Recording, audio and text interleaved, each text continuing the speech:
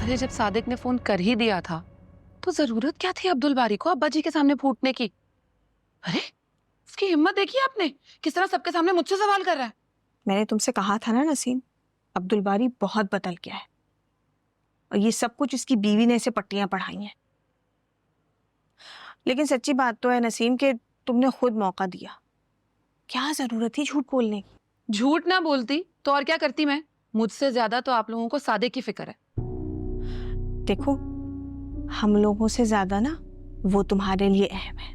तुम्हारा शौहर है, उससे पूछ के आना चाहिए था ना तुम्हें। उसे बताए बगैर क्यों आ गई तुम? बस वैसे ही नहीं दिल चाह रहा था मेरा उसे बताने का। अरे तो कम से कम अपनी सास को तो बता देती। अरे उन्हें क्यों बताती, जब सादिक को नहीं बताया तो उन्हें क्यों बड़ा बनाऊं मैं। तुम्हारा कोई इलाज नहीं है नसीम। अच्छा छोड़े इन बातों को, मुझे ये बताएं ये अब्दुल बारी आपको बार बार सायरा के घर जाने का क्यों कह रहा है। कशफ भी काफी परेशान लग रही थी। सब खैरियत है ना, या फिर से उसकी सास का कोई मामला हो गया। सायरा की सास का मामला नहीं है, रजा का मामला है। रजा दूसरी शादी करना चाह रहा है। कि क्या कह रही हैं बाजी आप, दूसरी शादी। हाँ, और जब से अब्दुल बारी को ये बात पता चली है ना, जब ही तो वो इस कदर परेशान है अपनी बीवी और साली के दुख में। मेरे पीछे लगा हुआ है कि मैं जाऊं और रजा को समझाऊं कि सायरा का घर बर्बाद ना हो। भाई देखो, रजा के माँ बाप ने उसे समझाया होगा ना। जब रजा ने उनकी बात नहीं मानी तो वो मेरी बात कैसे मान लेगा? मैं क्यों बिला वजह अपनी बात गंवाऊं? इसे सच्ची बात तो ये है कि मैं ये शादी करवा कर पछता रही हूं। और उस रजा की भी ना मत मारी गई थी, जो इतनी खूबसूरत सायरा को छोड़ के उस मामूली सी लड़की के पीछे लगा हुआ है। आपको कैसे पता कि वो मामूली शक्ल सूरत की है? आप जानती हो उसको? हाँ, तुम्हें याद नहीं, अब्दुल बारी की शादी के टाइम पर हम एक दफा एक मॉल में गए थे और फिर मैंने अचानक तुम लोगों को कहा था कि चलो चलो वापस चलो। अच्छे तरीके से याद है, कोई शॉपिंग नहीं करने दी थी आपने मुझे। तभी मैंने रजा को उस लड़की के साथ हाथों में हाथ डाले देखा था।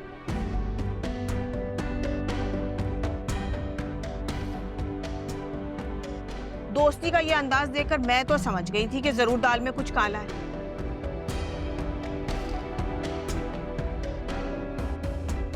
मगर मुझे अंदाजा नहीं था कि रजा इतना अहमक निकलेगा कि दूसरी शादी खातिर अपना घर बर्बाद कर देगा।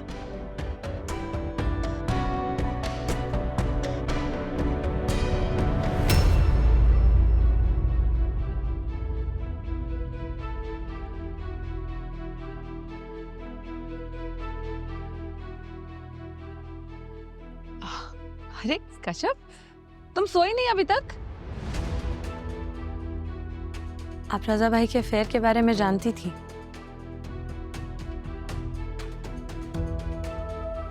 फिर भी इतने अरसे तक खामोश नहीं, किसी को कुछ भी नहीं बताया। क्यों? नहीं नहीं, मुझे कुछ नहीं मालूम भाई। इत्तेफाकन एक दफा बस रजा के साथ मैंने उस लड़की को देख लिया था। मैं नहीं जानती कि वो लड़की कौन है। और रजा ने मुझसे कहा था कि वो लड़की उसकी क्लाइंट है। अब मुझे क्या पता कौन सच है कौन झूठ बोल रहा है। और बात यह है कि अगर मैं इस बात के बारे में ज्यादा बात करती ना, तो तुम ही लोग मुझे कहते कि मैं सायरा का घर बर्बाद करने पे तुली हुई हूँ, इसीलिए ऐसी बातें कर रही हूँ। किस कदर झूठी और मक्कार हैं आप।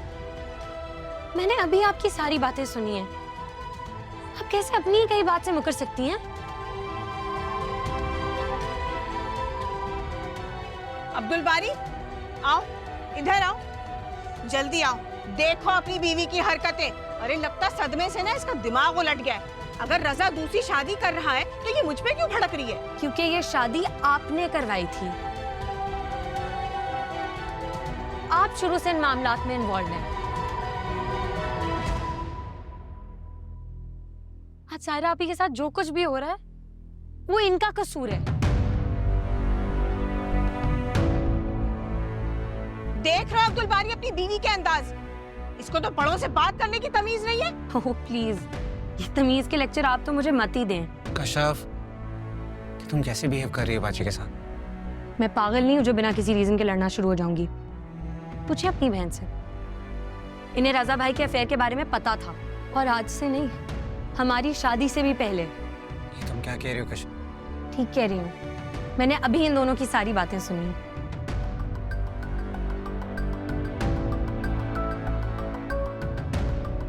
इन्होंने रजा भाई को किसी लड़की के साथ देख लिया था। इनको उनके एक्स्ट्रा मैरिटल अफेयर का भी अंदाजा हो गया था, मगर फिर भी ये खामोश रही, किसी को कुछ नहीं बताया। अगर बता देती तो शायद ये बात आज इतनी ना बढ़ती। इनकी खामोशी की वजह से आज ये नौबत आई है। जबान संभाल कर बात करो कशफ। अगर मैं खामोश हूँ तो इसका ये मतलब नहीं है कि तुम्हारा जो जी में आएगा तुम बोलती चली जाओगी। तुम्हें 2 मिनट में दिमाग ठीक कर दूंगी। बाजी, ये आप कैसे बात कर रही हैं कश्यप के साथ? तुम्हें मेरा अंदाज नजर आ रहा है, तुम्हें अपनी बीवी का अंदाज नजर नहीं आ रहा? बर्दाश्त की भी ना एक हद होती है अब्दुल बारी, और मेरी वो बर्दाश्त अब खत्म हो चुकी है। अरे ये तो इस काबिल ही नहीं है कि इससे बात की जाए, मगर अब्दुल बारी तुम तो मेरा अपना खून हो, मेरे सगे भाई हो। तुम मेरी बात पे यकीन नहीं कर रहे, तुमने एक लम्हे में इसकी बात पर यकीन कर लिया। बजाय इसलिए तुम इसे चुप कराओ, तुम मुझसे उलझ रहे हो। बाजी, कश्यप ने कोई ऐसी गलती की नहीं है कि मैं उसे चुप करूं। हाँ, आपने की है, सच्चाई छुपाकर। अब्दुल बारी, होश में हो? दिमाग ठीक है तुम्हारा? क्या बोले चले जा रहे हो? इसकी बातों में आओगे और कुछ भी बोलोगे और हम बर्दाश्त कर लेंगे? अरे हम दोनों तो कोई और बात कर रहे थे, ये झूठ बोल रही है। नसीम बाजी, कश्यप झूठ नहीं बोलती और ये बात मैं बहुत अच्छी तरह जानता हूँ। क्या मतलब है तुम्हारा अब्दुल बारी कि मैं झूठ बोल रही हूँ? है यही कहना चाह रहे हो ना कि मैं झूठ बोल रही हूँ? जवाब दो मेरे सवाल का, बोलो। बाजी, इस बात का जवाब आप बहुत अच्छी तरह जानती है, इसलिए बेहतर है कि मैं कुछ और ना कहूँ।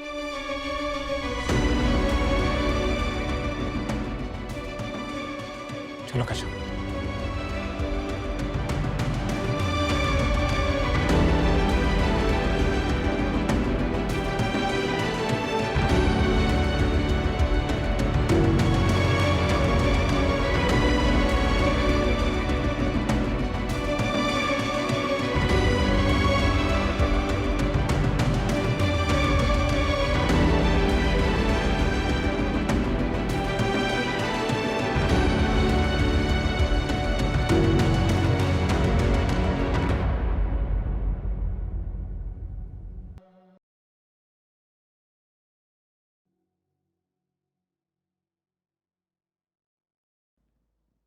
क्या बात है सादिक, क्यों जाग रहे हो? नींद नहीं आ रही थी अम्मा। आप क्यों जाग रही हैं? औलाद सुकून में ना हो तो माँ को कैसे चैन की नींद आ सकती है? अम्मा मैं ठीक हूँ, आप मेरी वजह से बेआराम ना हुआ करें। तुम्हारे चेहरे से नजर आ रहा है कितने ठीक हो। क्या हुआ, नसीम को फोन किया था या अब्दुल बारी से बात हुई है? जी जी, वही अपने घर ही गई थी। मैंने आपसे कहा था वहीं गई होगी, आप खामे परेशान हो रही थी। अरे माँओं के दिल ऐसे ही होते हैं बस। औलाद जरा नजरों से ओझल हो जाए तो हजारों वसवसे उनका दिल घेर लेते हैं। जब तक बात ना हो जाए, खैर खैरियत का पता ना चल जाए, दिल को सुकून ही नहीं मिलता। आपने तो उसे अपनी बेटी मान लिया अम्मा, लेकिन वो आपको माँ का दर्जा देने को तैयार ही नहीं है। जाहिर है बेटा, सगी माँ तो सिर्फ एक ही होती है ना, अब उसका दर्जा कोई और कैसे ले सकता है? मुझे अपनी बहू से कोई शिकायत नहीं है, और तुम भी उसकी तरफ से दिल मैला मत किया करो। चलो अब सो जाओ, बेकार की सोचों से अपने दिल को मैला नहीं करो, ठीक है? चलो, शब खैर।